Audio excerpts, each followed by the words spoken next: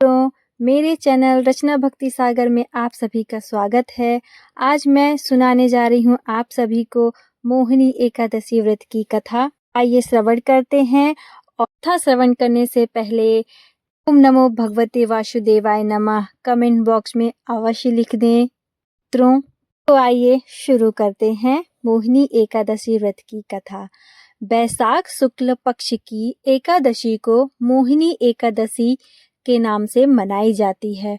पौराणिक कथा के अनुसार धनपाल नामक वैश्य के दुराचारी पुत्र धृष्टबुद्धि ने महर्षि कौंडिन्य के निर्देश पर यह व्रत किया, जिससे उसके सभी पाप नष्ट हो गए।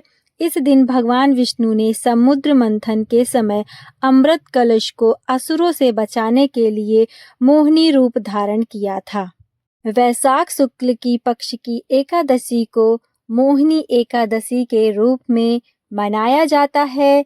इस दिन भगवान विष्णु के मोहिनी अवतार की पूजा अर्चना की जाती है और श्रद्धा पूर्वक व्रत रखा जाता है। मान्यता है कि इस दिन मोहिनी एकादशी की व्रत कथा सुनने से मनुष्य की सभी मनोकामनाएं पूर्ण होती है। तो आइए हम श्रवण करते हैं। पौराणिक कथाओं के अनुसार सरस्वती नदी के पास भद्रवती नाम एक सुंदर नगर था। उस नगर में धनपाल नाम का एक अमीर व्यक्ति रहता था। वह स्वभाव से बहुत ही दयालु और दान पुण्य करने वाला व्यक्ति था, जिसके 5 पुत्र थे। उसमें सबसे छोटे बेटे का नाम दुष्टबुद्धि था। वह गलत कर्मों में अपने पिता का पैसा बर्बाद करता था। एक दिन पिता धनपाल ने उसकी बुरी आदतों से परेशान होकर उसके घर से निकलना दिया। दुष्ट दुखी होकर जंगल की तरफ चला गया और दिन रात शोक में डूबा रहने लगा। भटकते भटकते एक दिन वह महर्षि कौंडिन्य के आश्रम पर जा पहुंचा। उस समय महर्षि गंगा में स्नान करके आए थे।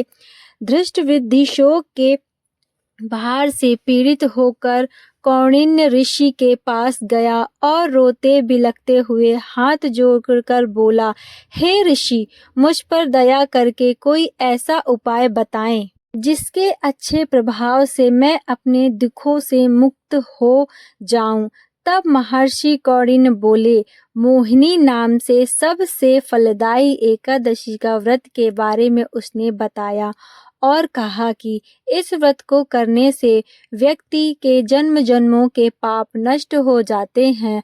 धृष्टबुद्धि ने ऋषि की बताई गई विधि के अनुसार व्रत किया, जिसे करने से वह अपने किए गए सभी पापों से मुक्त हो गया और श्री विष्णु धाम को चला गया।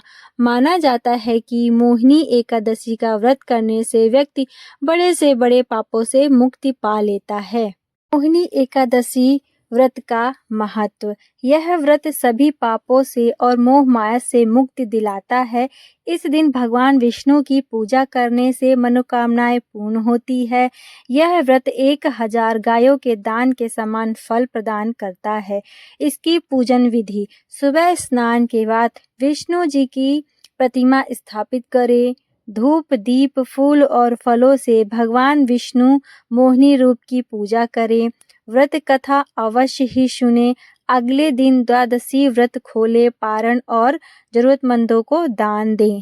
मोहिनी एकादशी के व्रत के दिन हमें क्या खाना चाहिए और क्या नहीं खाना चाहिए। मोहिनी एकादशी के दिन गेहूं, जौ, मक्का और सभी प्रकार की दालों का सेवन वर्जित है। ऐसे में व्रत के दौरान केवल फलाहार का ही सेवन करना चाहिए। अगर आप पूर्ण निर्जला या फलाहारी व्रत नहीं कर पा रहे हैं तो कट्टू का आटा या सिंघाड़े के आटे का प्रयोग कर सकते हैं, लेकिन सामान्य अनाज को हाथ भी ना लगाएं।